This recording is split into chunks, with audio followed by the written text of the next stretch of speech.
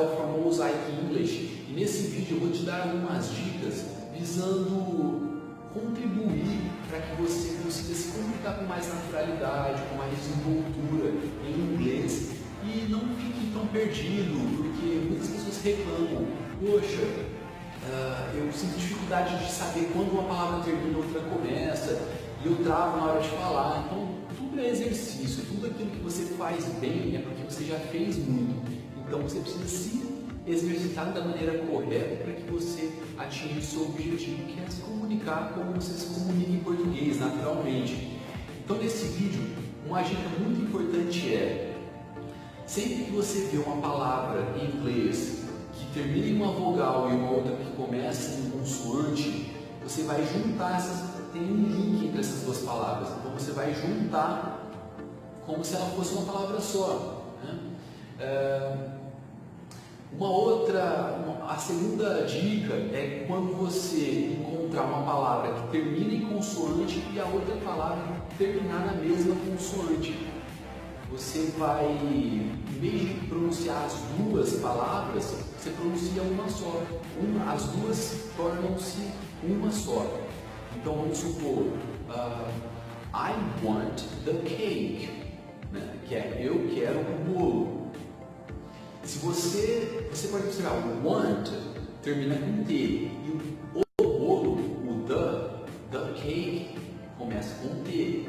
Então, em vez de você want the cake, não está errado falar, mas naturalmente as pessoas juntam o want com the e aí vira I want the cake.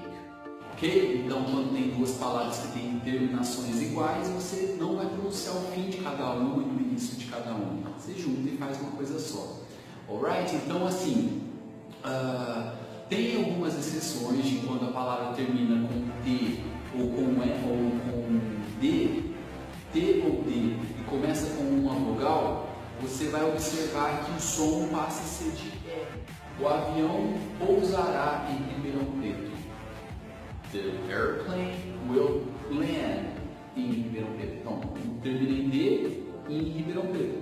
Landing em Ribeirão Preto. Landing em Ribeirão Preto. The airplane will land em Ribeirão Preto. Alright? Então, essa é uma dica de como você pode melhorar. Espero que vocês gostem, espero que vocês melhorem. See you!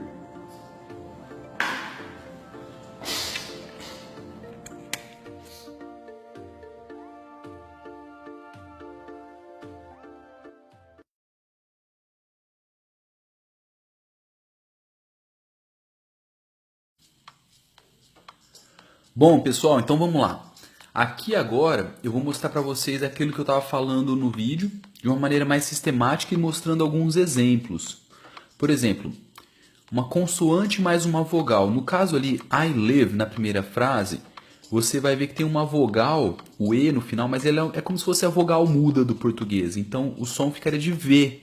Eu coloquei até em maiúsculo ali para vocês verem, então ficaria I live in New York. Né? Eu moro em Nova York. Como tem uma consoante, então, aqui considerando o V mais uma vogal, aí juntaria, ficaria I live in New York. Tá? Então, um exemplo aqui de consoante e vogal.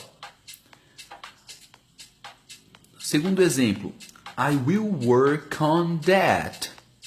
Eu vou trabalhar nisso. I will work on that. Você pode observar que a consoante K mais o O juntou. I will work on that. E aqui por último, né, eu não lavei isto. Né? I didn't wash it. I didn't wash it. Mais um exemplo de consoante mais uma vogal. Alright? Então vamos ler todas. I live in New York. I will work on that. I didn't wash it. Very good.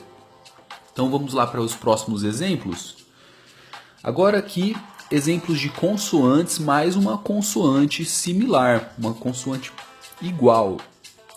Primeiro exemplo, então, ficou ali em negrito. I want to study English. Eu quero estudar inglês. A junção ficaria, então, você tira uma fora. Em vez de ler I want to study, você vai ler I want to study. I want to study English. O segundo exemplo, I'm going to post this video. Também tem duas consoantes similares.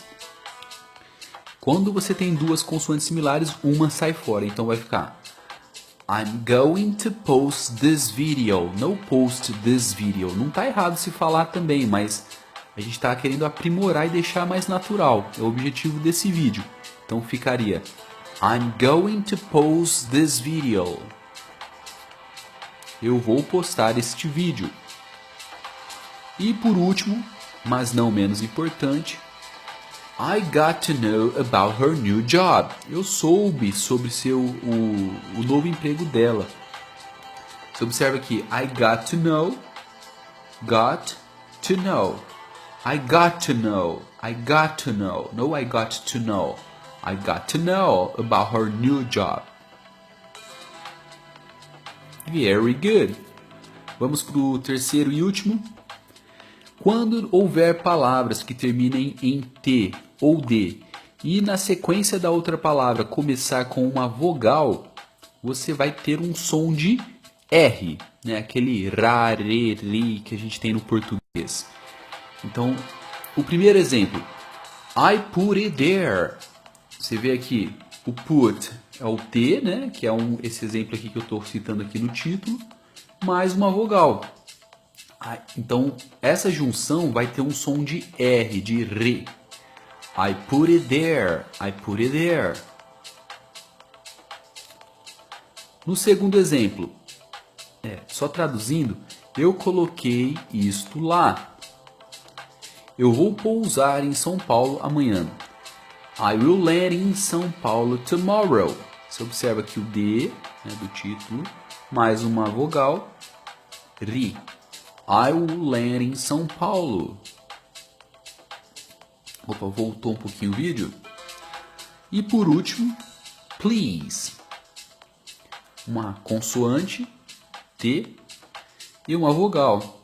Então o som pode ficar americano, né? Sit on the chair. Please, sit on the chair. Por favor, sente-se na cadeira. Lembrando que o inglês britânico tem menos o costume de falar esse som com um som de R. Essa ligação, essa junção entre as palavras não são tão usadas no inglês britânico. Então ficaria mais ou menos assim. I put it there. Ele já fala um pouco mais parecido, mas o americano ele tem esse hábito de, em alguns casos, né? E agora eu vou falar para vocês quais são esses casos num próximo vídeo. Mas a não ser quando o contorno melódico, sonoro da frase terminar fora dessa junção, né? Você vai juntar. Quando tiver no mesmo som, você colocar essas duas palavrinhas juntas, você vai observar que fica som de R sim. Alright? Espero que tenham gostado and see you!